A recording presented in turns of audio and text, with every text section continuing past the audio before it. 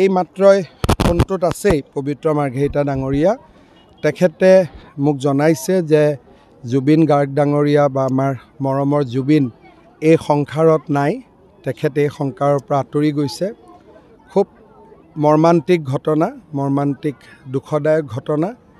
আজি আমি বিজেপি দলে আজি গধূলিও আমি নিৰ্বাচনী প্ৰচাৰ নকৰোঁ।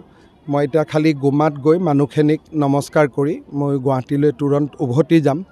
তেখেতৰ সৎকাৰ বা কি ধৰণে আমি তেখেতক আনো গোটেই কথাবিলাক গুৱাহাটীত গৈ আমি আলোচনা কৰিম।